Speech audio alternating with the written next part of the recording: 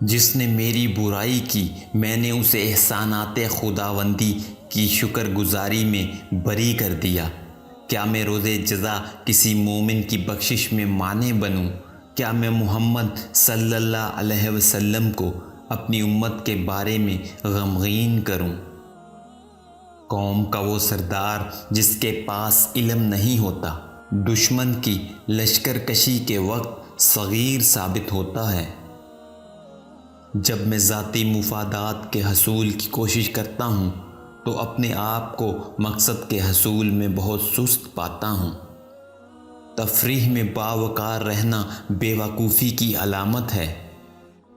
اللہ کے کچھ سمجھدار بندے ایسے ہیں جنہوں نے فتنوں کا اندیشہ کیا اور دنیا کو چھوڑ دیا۔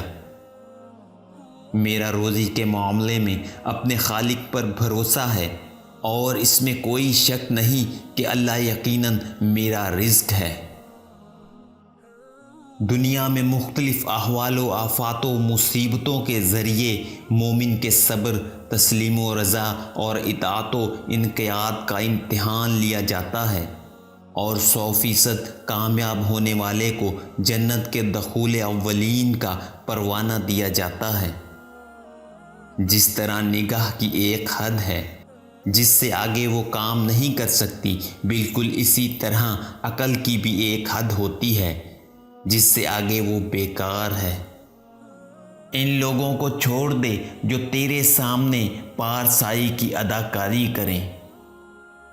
یہ جو تیرا نفس ہے، اگر تو اسے خیر میں مصروف نہیں کر لیتے تو یہ تمہیں شر میں مصروف کر لے گا۔